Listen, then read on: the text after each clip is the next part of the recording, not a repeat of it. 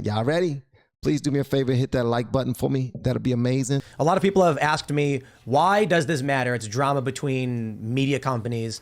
And I think the questions being asked right now could determine the shape of independent, alternative, anti-establishment, and corporate media in general moving forward. Is it going to more take the shape of the traditional Hollywood system, but with better views, or is it going to be a new system that makes sure the individuals are empowered and can maintain themselves through the issues of censorship and run their own companies after any contracts change? There's a lot of questions here, more than just that. I should have done it beforehand. I'm an idiot. This is about to be good. Yeah, we man. don't. Kellen can do it from his end. The new studio has the modules where you can control, but we're. I also got these armrests. I'm like hitting the table, so if I look like an idiot, it's probably. You can lower the seat. How do I do it? On the right side, there's a lever. Yeah, it's the front lever of the two. Oh, there you go. Now everyone's gonna think I'm super tiny. Yeah, now you're short. I'll adjust your camera. But and also you brought your CEO, Gerald. Gerald Morgan. Yeah, now officially just became CEO in the last couple of weeks there. We'll have to adjust these cameras. So Serge missed his flight. I guess is that what happened? Yeah, sounds like it. So we're completely just Luke. There you go. All right, there we go. Ian will get it. I just split the difference. Is that okay? I just kind of went up. I don't think you need to adjust it. No, he needs to turn it to the side. Oh, okay. Yeah, there we go. Well, thanks for having. It's almost like one of those things where it's like when Santa met the M&Ms. Yeah. Seeing you in person. I was like, Well, they got rid of the M&Ms. He does exist. Oh, right, but they're gone. No, they're gone, they have a yeah. lesbian M&M. No, they got rid of it. It's Maya did they? Rudolph now. Just now. Okay, we're going to talk about that, I suppose. But, ladies and gentlemen, before we get It would make started, sense that she's a lesbian M&M that she was so fat. Did he say the lesbian M&M? The lesbian M&M. But I got Dollar store duct fancy, tape. the fancy airline duct tape. I'll take it. Reflective. Yeah. all right, let's Kroger brand duct tape. Before they even get started, I want to say this. I love how they're getting along, how the camaraderie is all coming together nice, and it seems organic and authentic. You know what I mean? It don't seem like they're trying to force anything. They're just trying to all get comfortable. They're talking about regular stuff that's going on. Everyone's going back and forth, back and forth, back and forth. They don't mind interjecting when someone else is speaking because they know that whatever they have to add to it is going to be equally entertaining. It's dope so far. let's jump. Wait. Go ahead. Let's jump into this first story. We have this stopbigcon.com. Yeah. Louder with Crowder, Stop Big Con, Stay in Mug Club, or join a new. Enter your email below. So let's get started and talk about from the beginning. You, most people are familiar with the story. Yeah. I want to make sure as we get this started, I'll make this. I want to make sure there's important contextual understanding. People have asked why it's so important that, and why is everybody interested in this story? Why have we talked about it so much? First, I will say, well, I'm biased. We're hanging out with Steven Crowder and Gerald, of course, to talk about all this. The business side more. I don't really take care of the finances as much. But what's the story here? What's the story? All right, before Tim Pool, before they move forward, I just want to say, man, I'm extremely impressed by all that Tim Pool has been able to do business-wise. My God, brother, keep going. You're doing an excellent job. Everything looks amazing. Keep going, man. I'm learning. I'm watching and I'm learning. Did I say I'm learning? Did I say I'm watching? Well, I'm doing both. Well, first off, let me set something up off the bat. I want to make sure that everyone here knows, like, I know that you guys have made very clear that you're monetized on YouTube because you believe that you can fight against big tech by sort of operating to some degree within the rules, but you've been very transparent about it. And so I don't want you to think that that is at all the same as what I have a problem with. And I mean, we can go back to a few things. Look, it really comes down to what's right. It really comes down to what the truth is. And this is something that's been a long time coming. Gerald actually came on as CEO because we're being batted around so long. This is years and years in the making. I get the point with corporate media. The issue that I have with many in the conservative side of this sphere is the fundamental misleading and dishonesty. That's what I have a problem with. And you see that here as this story took place. Kind of it started right where we released this video. We didn't, and it was just by design, didn't name names because there could be a litany of contracts that are similar to this. A lot of them are often verbal offers. We mentioned it could have been Fox News for all anyone knew, and they're the corporate monolith. There's about 4 or 5. I would say we have 4 or 5 offers, and then there are other investors who come into the space who just want to dump in a whole bunch of money. Daily Wire here outed themselves. Hey, if you're a content creator or if you're even thinking about cutting on that daggone camera and posting to IG, TikTok, YouTube, Facebook, I want y'all to understand something. These gentlemen that are on the screen, they started out like that. And look at how big they are right now, discussing $50 million contracts, running huge companies. by simply cutting on their camera and doing their thing. Don't question yourself too much is all I'm saying. I'm not trying to talk anybody into being a content creator, but if that is something that you're thinking about, maybe you're thinking about it for a reason. Just consider that. Maybe don't do it just because somebody else is doing it. I'm just saying, if you've ever had that thought of having your own podcast and whatnot, I want you to look into your future. These guys right here are extremely successful. I'm talking about getting NBA superstar money, okay? Living great lives. And it's not even about the money. They are making opportunities for other people. They are giving jobs to thousands of people. It's amazing, man. I understand that people are saying, well, people knew who it was. Well, that's because some of the people who were under those contracts said, yeah, I recognize those contracts. And Candace said on this show, I recognize the terms from my contract. Here's the thing. I said, this is wrong. Penalizing conservatives, and I believe this to my absolute core, penalizing conservatives on behalf of big tech while taking money from people who are paying you, investing in you to fight big tech. That is what they're investing in. That is what Mug Club is investing in. That's what subscribers are investing in. While simultaneously penalizing conservatives is fundamentally wrong. I had that conversation and said, look, just please give me your word. You're not going to be doing this with other people who, as you well know, when you start in this industry, don't know better. Immediately after that, right, the conversation was, Crowder is making a big deal as a dick about money, right? Basketball money. $50 million a year was the implication, which... There you go, the basketball money. He did say that. He actually said, man, basketball stars make that much. Crowder is making a big deal as a dick about money, right? Basketball money. $50 million a year was the implication, which you know is not true. People aren't saying that now. That's not what people have a problem with. What people have a problem with, I understand, is the idea of a phone call. And now the narrative has shifted to betrayal of a friend. That's what people want to say. I say last straw. I say this is something that I've watched, experienced for years, tried to give every possible out to do the right thing, and have tried to do the right thing in the way that we run our own business. Saw the gaslighting, the bully tactics that take place behind the scenes of other creators, and knew it wouldn't be myself. So now the narrative shifts to how could you record a phone call, betray a friend? Well, hold on a second. It was just about money. It was just, this is just business. And now it's, hey, we're really good friends. Friendship. Well, which is it? Yes, I never caught that. Thank you for, I never caught that. Which is it? Are we talking business or are we talking friendship? Because it's different. We ain't got to talk. We can do that later. We can go to a bar and still be friends. We can go and shoot some pool. We can go and shoot the ball. I mean, shoot some basketball or something. But we can go fishing. But we're talking business. And when we're discussing business, I do things the way I do business and you do things the way you do it. Obviously, that's why we're having this huge conversation, this back and forth, because of the way you do business. It's clearly not the way I do business. Wow, I never considered that tie-in. I mean, you kind of have to pick a lane, right? Are we good friends, or are you sending out a boilerplate contract that you demand of everybody, according to what they say, that have 110% penalties on behalf of big tech? And the issue with that is that it's dishonest. It's a tactic of the left. It's a tactic, the same kind of tactic that you see from the left, the gaslighting, where if you, let me ask you this.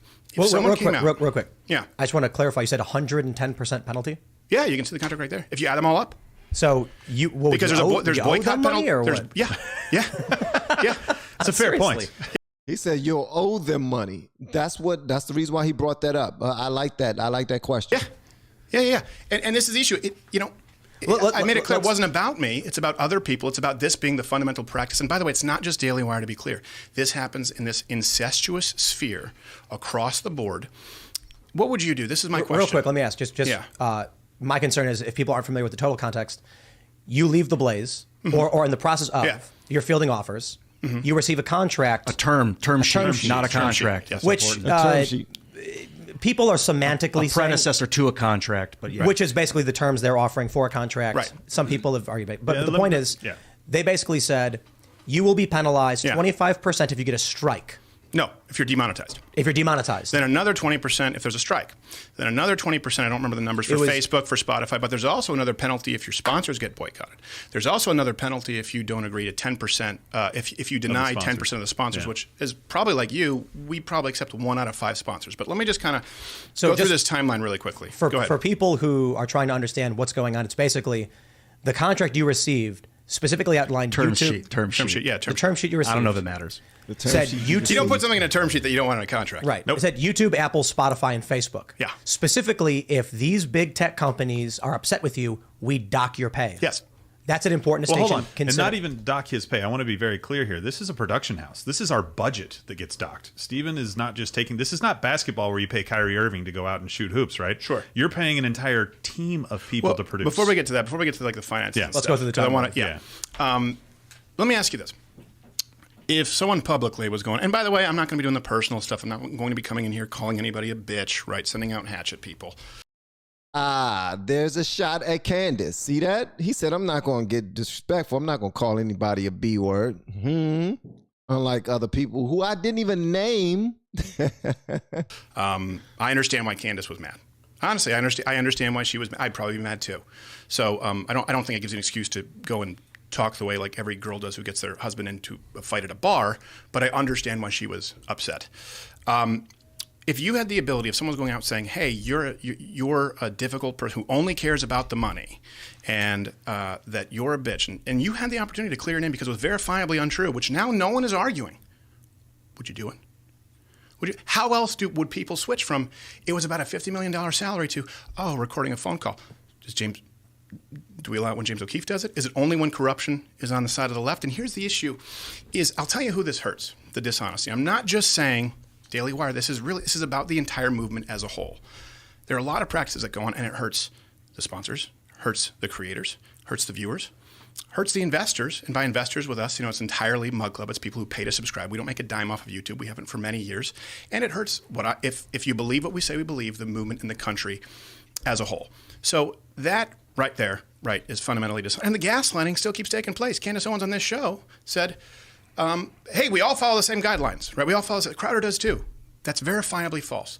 Now, so you can publicly audit this. We've had 4 strikes, right, in the last, since May, I think, 2021 to October 2022. One was the Mekhi Bryant. One was a sketch with Alex Jones. That one's guilty. One was... He said that one's guilty. See, that's honesty right there. I appreciate honesty. Charged. One was him quoting the CDC. And by the way, none of this will get you in trouble because you can say this now. Him quoting the CDC. I did, yeah. Bringing up the CDC numbers on flu deaths for children versus COVID. I like that how they got the whole crew on there. They don't just have Steven. They got his crew on there. The people he do his show with. I love that. That's what I'm talking about. Let's all of us come into your team is together, my team, or half of my team, because I don't see one of the guys that's usually there. But he brought some of his team with him. I like that. We were saying this is interesting science, right? That COVID kills more senior citizens, but for some reason it's significantly less lethal to young people, to infants. That science is accepted now, so you won't get a strike. But that was one of the strikes. The other was when we had Carrie Lake on in a gubernatorial election. 4. How many have taken place from Daily Wire? You guys, 0. Now, here's the thing. I'm not saying it's a badge of honor. I'm not saying that it's a badge of honor to be suspended. If they came out and said, look, we demand, as Jeremy said in his 55-minute video, we demand that all of our creators follow these rules that YouTube and Facebook set through punitive practices in mandating of our creators to do so. And Crowder's a little bit more of a rebel. You know what? He's been banned for 4 times. And that's not the same kind of, that's not a problem. The problem is saying that we all follow the same rules because so that's all publicly verifiable.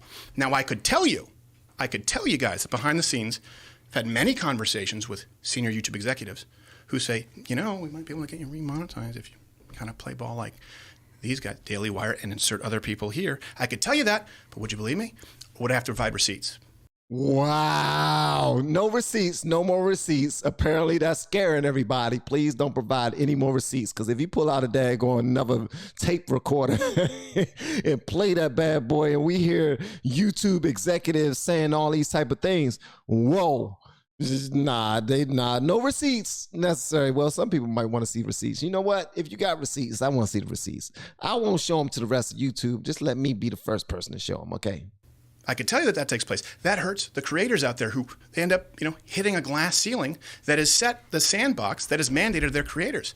The same thing happens with sponsors. Well, let me ask you real quick. What does that mean, play ball? Obviously you're paraphrasing, but... Yeah, paraphrasing.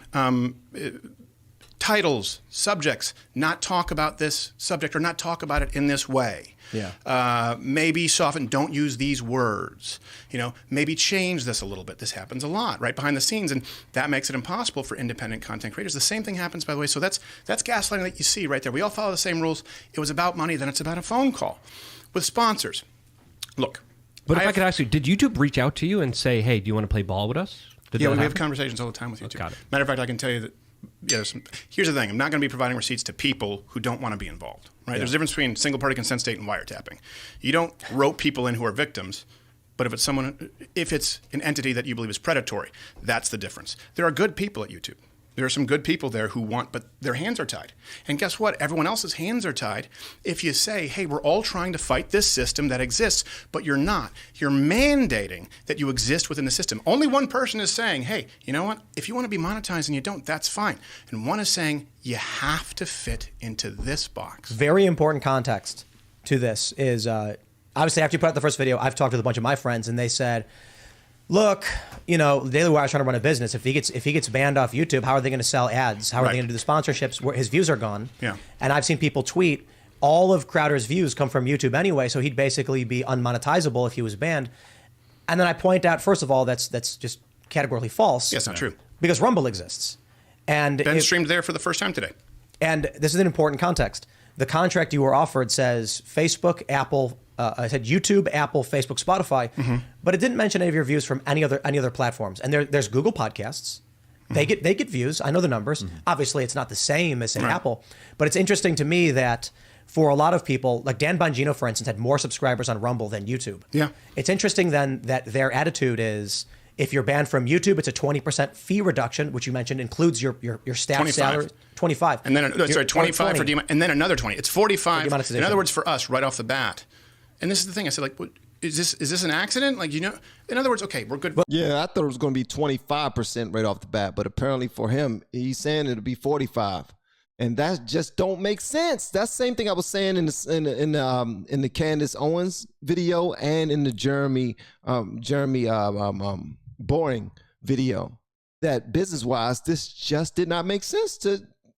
For Steven to go that way. It didn't make sense. But let me just. But hold on a second. Does anyone here have a problem? Do you not believe me when I say we haven't been monetized on YouTube for 3 years? You all know that, right? Of course. Literally, and we're not that close. 0 days, or did you have? So what happened is we were demonetized. How many years ago? Then someone accidentally remonetized us for like 4 months, and then demonetized. And then demonetized again. We were like, "What happened?" And they were like, "Yeah, actually, no, sorry, you're demonetized again." I was like, "Well, skunked again." So what did we do to get monetized, basically? But of course, they can't answer, right? I want to make sure this point is made clear for everybody because this is a very important part of the argument. When I heard it, if the point is you can't sell ads or build an audience because YouTube banned you, and that's it. But you're getting 85% or more views on Rumble. The question is, why no penalty for getting banned from Rumble? Why is Rumble not a consideration in the contract at all? And why don't they simply say comparable views instead of the platform? Right. Like, if for every 1 million views per day you lose, we dock you X%. I can answer you that question exactly. Because so what happened? It's fundamental to the business model. Man, these guys know a great deal about all of the business. Every single part of the business part, man. Content creators, reaction channels. If you're watching me right now, we are slacking on our pimping, brother. we slacking on it. And they all do podcasts. They all make sure that they broadcast them everywhere. They have certain things, separate things set up behind paywalls on their websites. They run their businesses beautifully. Even when they are demonetized, not receiving a penny from YouTube for 3 years, you're still able to not only survive, but thrive. Come on, man, this is amazing. This is why I love this story so much, because this is a content creator. That's the difference. It's a content creator who has a desire to help other people who want to grow in their field. That's why I like this story so much. People wonder, why are you doing so many Steven Crowder videos? It's because this story resonates with me more than most other stories that I check out. But there's a big difference. We know that there's a huge problem in our industry of pay to play. Now, you can do that. That's fine if you want to grow your numbers. But what is that? So pay to play means that you can buy views, right? You can pay to play. You can run your video as a pre-roll ad, and people see that number. But really, a lot of them are 14-second views, 8-second views, but it still clicks that counter. The closest apples to apples comparison that you could do right now is you could go out and take, like, let's say, not this controversy because there's cross-pollination, but Ben Shapiro is a huge show. Of course he is. But go take some videos there right now that have 1 million plays. Go month after month. Take a bunch of them. Look at the likes. Look at the comments. Take videos from my channel. It's comparable plays. Take them with 800,000, 600,000 plays because we've converted them a lot to Rumble. Look at the likes, look at the comments. It's startling because it's a lot easier to buy plays than it is to buy likes and comments. That's not a problem. Wait, are you saying that the Daily Wire is buying views for their content? I'm saying that they run the videos. This happens not just Daily Wire, to be clear. Stop Big Con is designed because of this entire industry. And what happens is, yes, these views get inflated. There's nothing wrong with running ads to increase the video count. The problem is this. When that is used to then go out and set sponsorship rates. And then this is what happens with creators. When you sit down with sponsors, and these are hard-earned dollars, right? A lot of them are mid-sized companies. You run them on this show and they say, yeah, but you know what?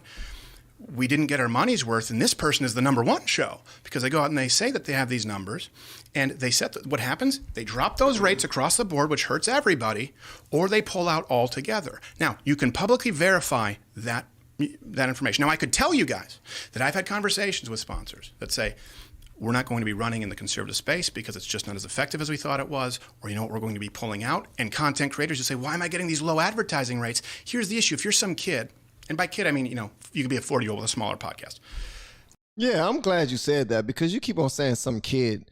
Every single time you talk about it, and I'll be like, God damn, he only talking about the youngins that got, you know, podcasts or social media platforms, but he's actually talking about the little people, the people who just started at another time and they just have smaller numbers. Okay, continue. Let's say you get 250,000 plays. Not as big, but good numbers. Let's say you get 500,000 plays, right? Good numbers, but they're real. And you are a conservative and you're trying to grow this. And then all of a sudden, your content, YouTube is saying, can't say that, can't do that because of the box that's being created by all of these companies. And thank you. Talk, man, talk. You see, he's telling our stories. Talk. big conservatism. And then you're trying to make it. Right? You're trying to make it something that is financially solvent, and you can't because sponsors no longer have faith in this side of the industry. Oh my. Okay, reason why this right here is so alarming to me is because content creators are actually starting to have these conversations. Why is my CPM dropping? Why is my RPM dropping? Like, it's almost not in half, but sometimes in half. And it's because advertisers are no longer excited about this lane anymore because of all that we can't say. Oh my gracious, Steven Crowder, brother, you are helping out so much. This is why I enjoy, man, let me shut up. Let me just be quiet, because this right here, wow.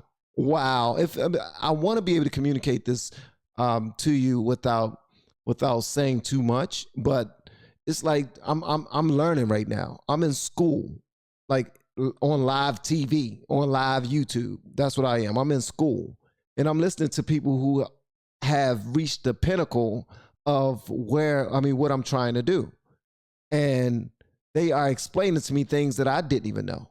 It's crazy. That is something that hurts those creators. And this is something so the creators are hurt, the sponsors are hurt, the viewers are hurt because I just want to finish this one, and then any questions you have. The viewers are hurt because they feel isolated. They feel like their views are not represented, right? They go, hold on a second, I'm conservative.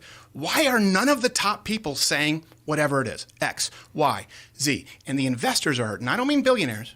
In our case, it's people who invest. When they sign up for Mug Club, they are paying us because they say, we know that you're demonetized. We know that you don't run nearly as many sponsors. You're very selective. And we think we are giving you our dollar in faith because we think that you are fighting for us. Imagine, let me give you one final parallel world there. Imagine if we left the blaze, okay? And this, again, the issue is that everyone is demanded to sign these exact same contracts. That's what they said. They've been very, very clear about that. It's just business. Imagine if Mug Club leaves the blaze. And let's say we come back 2-3 months, okay?